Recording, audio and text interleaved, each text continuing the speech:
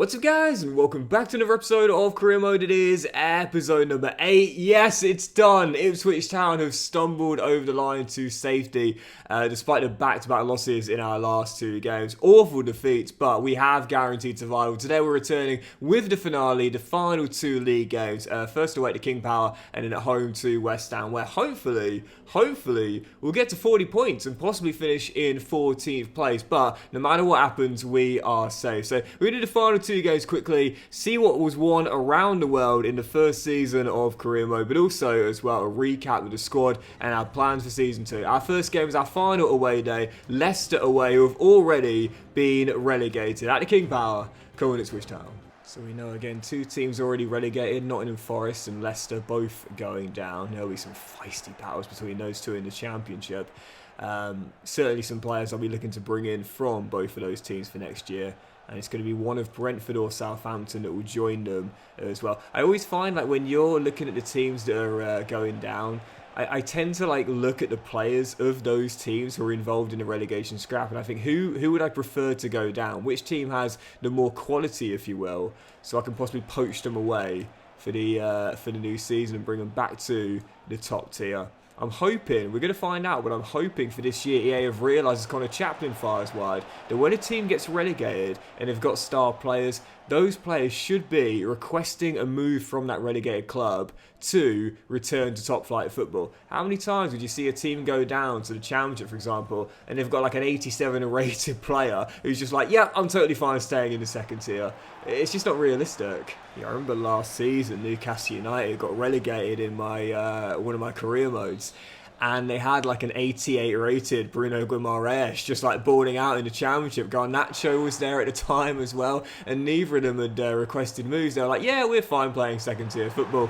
And it's like, don't get me wrong, you know, maybe 1 or 2 players wouldn't mind playing in the second tier, but I don't know, man. When it was someone like Garnacho, for example, entering the prime of his career, 87, 88 rated, just being like, yeah, I'll stay in the Championship. It's like, it just doesn't, it's not realistic, you know. So that's one thing I really want EA to look into. If Leicester are going to go down now, as we know, that man who's got the opening goal, Buonanotte, he's definitely a target of mine. He's a really good young player. So second half underway. There was a knock for Leaf in the first half. I just remember just about keeps that in play there. So another injury. It's crazy. We didn't have a single one in the first half of the season, and now we're getting injuries like every other game. It's unbelievable how that's happened, you know. But even so, I'm glad to get them. It's just that they've all sort of come along at once. Thankfully, not going to matter now with safety already in the bag. As George Hurst looks for space, can't find it, and man, oh man. For the new season, yeah, we need major reinvestment in the summer window. We've guaranteed survival. We should have a decent budget to work with, but I said this season I do want to make major changes to the squad. I wanted to keep the team quite realistic to the side you see in real life, but for the new season, mate, we are going shopping. We are going on a shopping spree because this team just does not have the quality. We might have survived this year, but I said this in the last episode. I think the main reason why we survived, as embarrassing as this is because the teams below us have just been even worse. As Jack Clark's shot is fisted away by Hermansen and will win the corner off Luke Thomas. That's the embarrassing thing about it. It's not like we've been really good this season. It's just the teams below us have been worse. Dara O'Shea gets his second since joining, though, both coming from corners, and we do have the leveller. Well, it feels as though we probably will avoid 3 straight losses. I really wanted at least one more win before the season came to its close. We still might get it. Al-Hamadi for the win. Oh, yes, come on. First goal for the club. And I think that's history as well, as the first Iraqi national to score in the Premier League. He was the first to represent the nation in the Premier League. And I think he's the first goal scorer as well. Ipswich winner to death. Well, yeah, of course it will be then, wouldn't it? Of course. I just caught myself as I said that. Of course it would be history. Of course he will be the first goal scorer if he's the first player from that country. But yeah, he made history earlier this month by becoming the first player to play in the Premier League born in Iraq. and he's just become the first Iraqi national player to score in the Premier League as well. History, and we do get a win towards the end of the season. I really wanted that. I didn't want to end the season with no wins at all, and we get one away at the King Power in our final away day and make history in the process. I think it's our first comeback win as well. Lovely stuff. Yeah, that might be one of the stupidest things I've ever said, and that says something, honestly. Is EA, you gotta fix the menus, guys, please. I love the gameplay this year, man. I really do, but the menus are just not it. I just realised how stupid that sounds. He's the first ever Iraqi player to play in the Premier League. He gets a goal, and I'm like, something. He's the first goal scorer as well. Well, who else could it be when it's literally only him? One of the stupidest things I've ever said. Anyway, great to see history made, and he ensures we do get a win to end the season. And let's see if we have back-to-back wins to close the season as well. Final day, West Ham home. Again, a totally meaningless game, but great to get to 40 points if we do in our first season with a big win here. Let's see if we can get the job done and close the season out with a win at Portman Road. Come on, Ipswich Town. So I saw for West Ham in their lineup, Gabriel Jesus spearheading, and honestly, his story is just like, it's so inspirational. I love inspirational sports stories. As Ben Johnson almost scored against his former team from range there, West Foderingham with the save. But Gabriel Jesus, for those who want a very, very brief history on this, was born in Sao Paulo in one of the favelas in one of the poorer neighborhoods.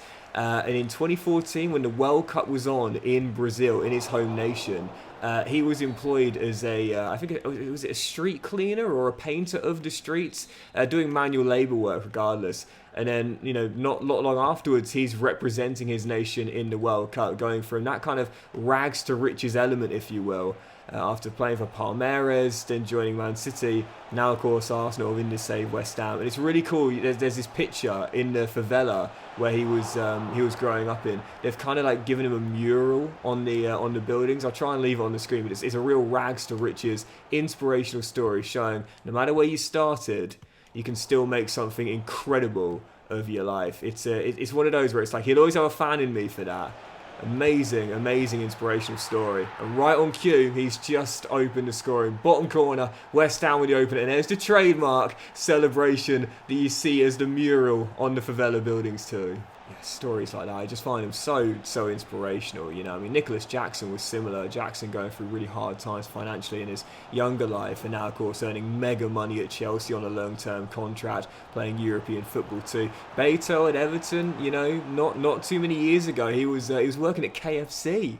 And obviously, then becoming a Premier League footballer. I think it goes to show you that, like, in time, and in a short space of time as well, you can go from real hardship to a total change in your life circumstances. With faith, hard work, consistency, you can really turn things completely on their head. And it's always one of those sort of like motivational, inspirational things that I kind of look to when I'm feeling down about my circumstances. I think, come on, it's within my power. Yeah, you do need some luck along the way, but you do all the right things, you give yourself the best possible chance. Jesus is definitely a great example of that. He scored 2 in this game, 11 for the season now. He's torn me apart out there, and he could be on for a hat-trick too, or at least hat-trick of involvement. He'll find Carl Soler, who does make it free.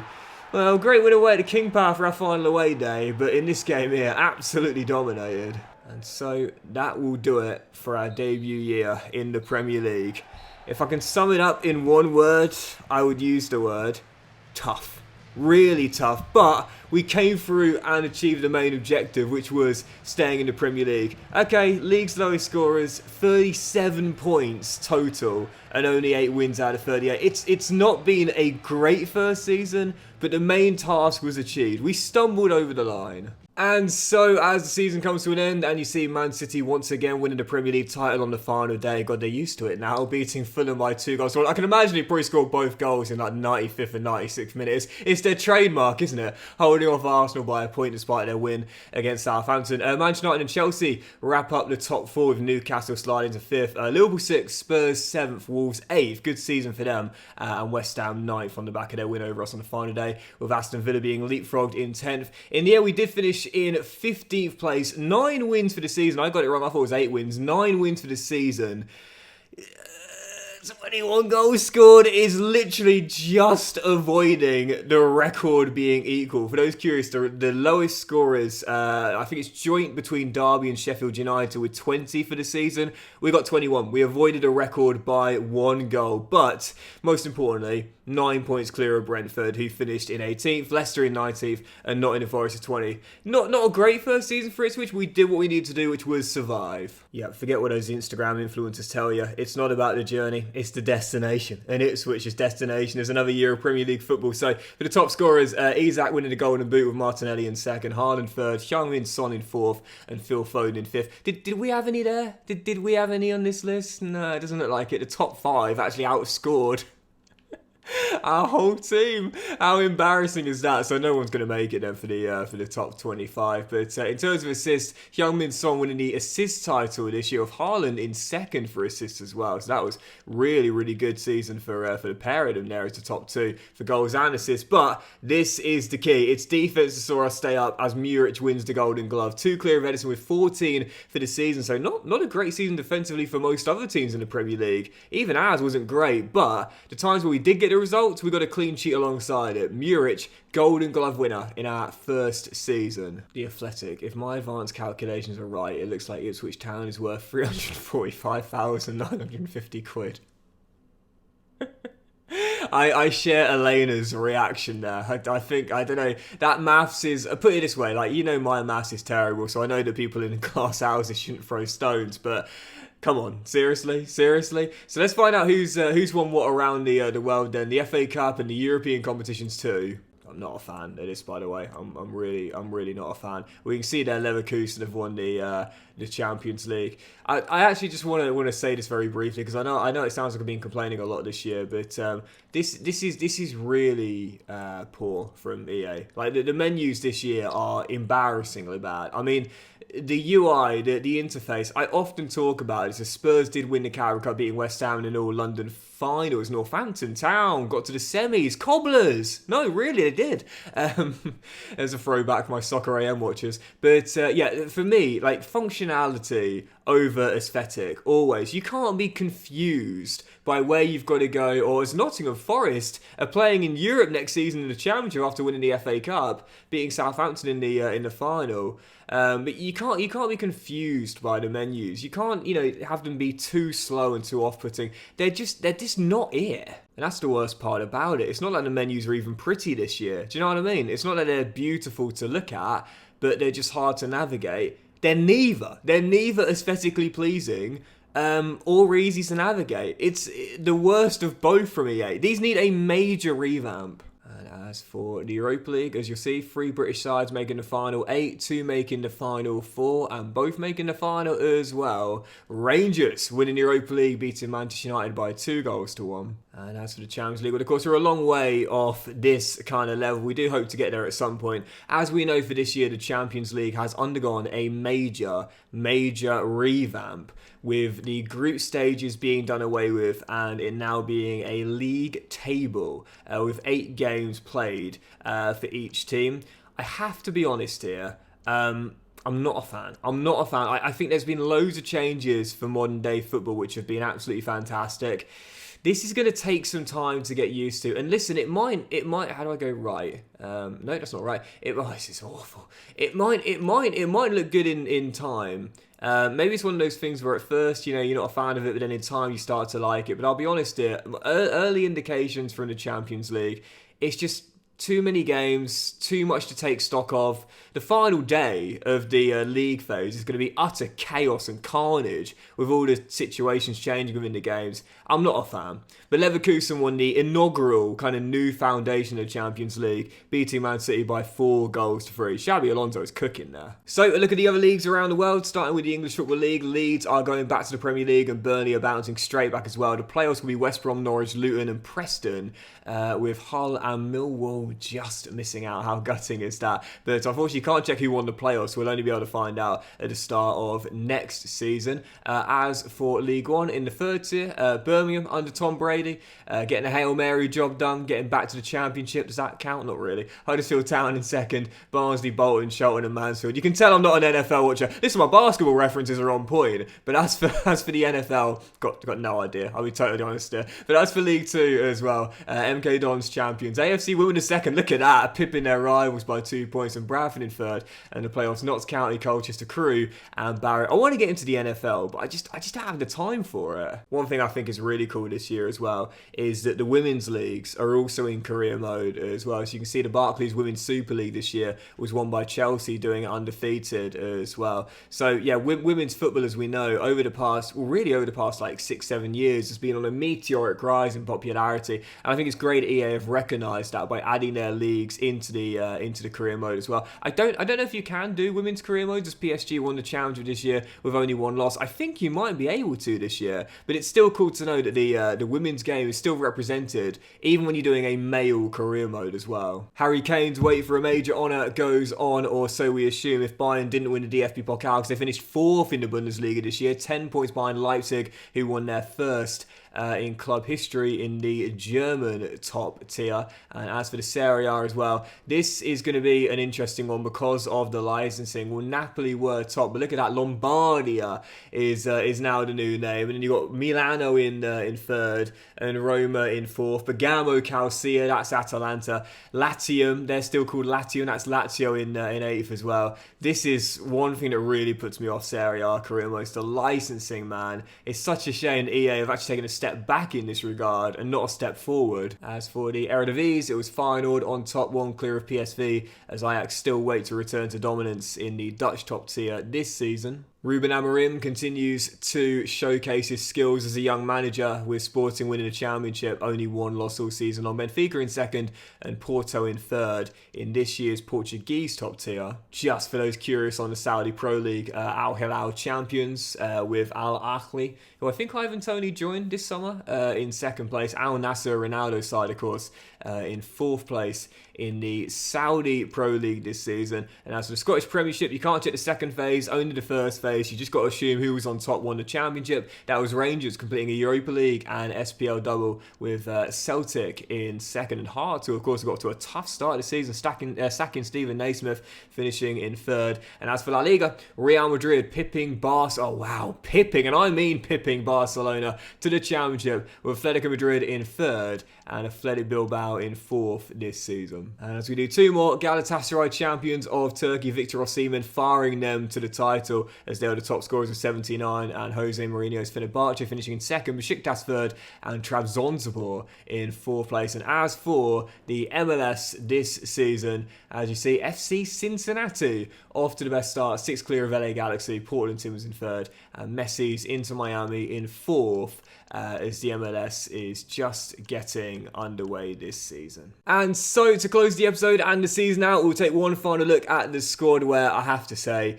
heading into the new season, well, I've said it, and I haven't minced my words either. We're going to need major investment, because the truth is this team just isn't good enough. It's a young team, and we know that, and it's developing, and it's going to get better, but it needs to get better quickly, no doubt about it. Only 37 points on the board all season long, only 21 goals scored. Defensively, again, I thought we were fine, and I don't think we need to make change to the team defensively for the new season. I'm fine with the back four. Dara O'Shea, Jacob Greaves, Leif Davis, and either Mumba or Johnson, with Muric between the sticks. I'm fine with that. I'm totally fine with that. Maybe a new DM, as Calvin Phillips will return to Man City after the loan spell, but really, it's going forward. I mean, Liam Delatt was my top scorer, but what did he get? 6? It wasn't a great season, let's be honest here. I think we've got to definitely make improvements on the offensive end. I'm fine with, again, Muric winning the Golden Glove. He's only 26, young for a goalkeeper. You got Mumba, who came from Plymouth, grew a couple of ratings, really good at either right back or left back. Leif Davis did get the injury, but he's probably our best defender in the back line. And we are going to lose Cameron Burgess and Tuanzebe on freeze, though George Edmondson's going to come back from his loan spell. But again, Dara O'Shea Gray, Luke Wolfenden, and Jacob Greaves. There's our 3 CBs, all in their mid-20s, all with height, all with strength,